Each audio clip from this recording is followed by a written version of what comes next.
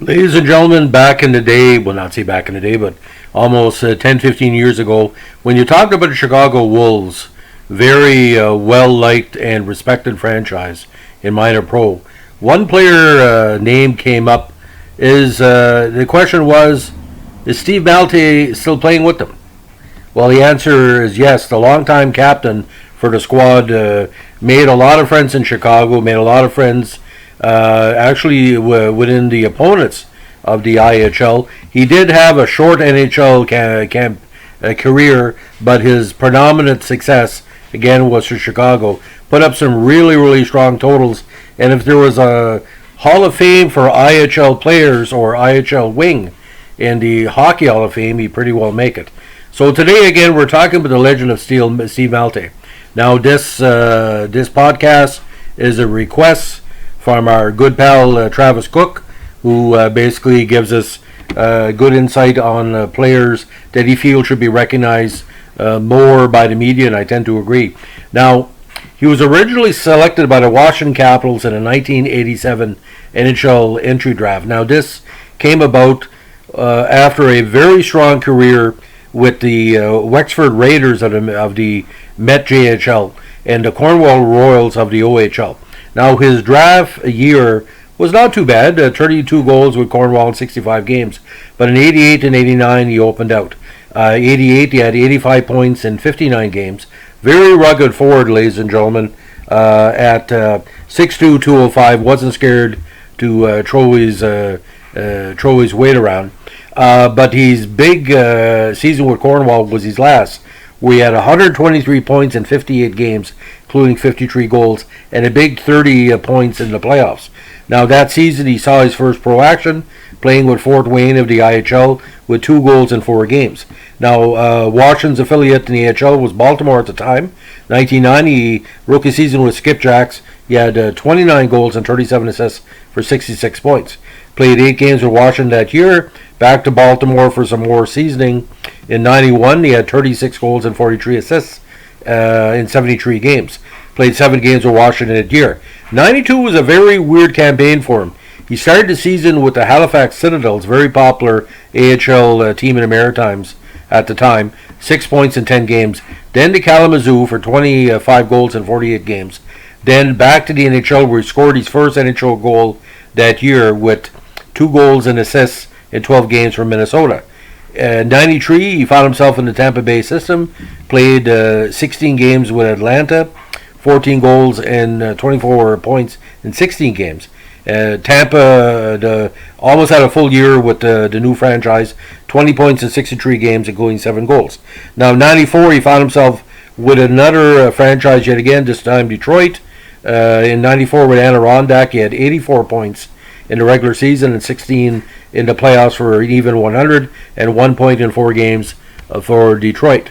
Now, he eventually found himself in various team systems through the years. He did get back to the NHL in 2001 with Columbus when he played 26 games.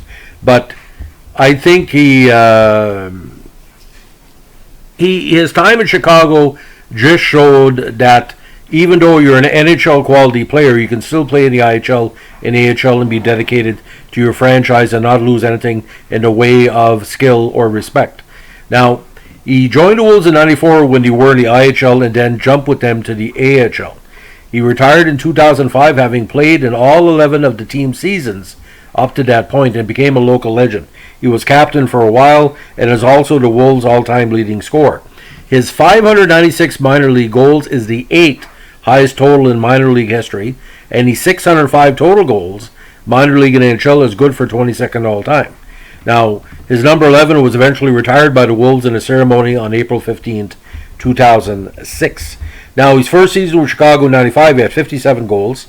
And ladies and gentlemen, just hear these totals in the next years. 56, 60, 46, 56, 44, 25, then to jump again to the AHL, 31, 30, 31, and 18. So very, very, very, very impressive. Now, if you look at the full totals with playoffs and regular season, almost 700 regular season and playoff goals. And for me, his best season, ladies and gentlemen, this is just my personal opinion. Although the statistics in '96 were a little bit better. In 1998, when the Chicago went on a big playoff run that year, he had the 54 total goals in the regular season and playoffs, 122 points.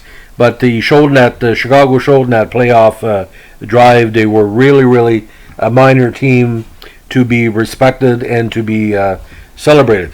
Now, he was also a AHL All-Star. We don't want to forget that.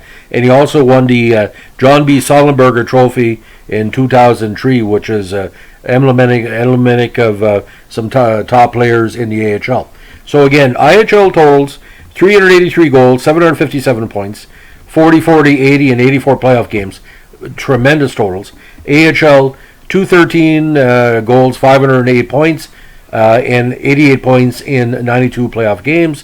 NHL, 9 goals, 120 games in one playoff match. But you look at Crash Davis of movie fame of Bull Durham. That's a great comparison. Very handsome guy, very, very personable, loved by everybody. And Arvida, Quebec is not the biggest community in the province, but boys, he put that community on the map, literally and figuratively, because everybody in Chicago were saying, where's Arvida? Well, when he played in the Pee Wee International Hockey Tournament in '82, boys, he knew where Arvida was. And I remember TVA saying, you got to watch this little kid. They call him the little kid. At the time, he was still little. He's a peewee, but he grew into a big player. So we, the media, want to say congratulations, Steve Maltais, on his great career.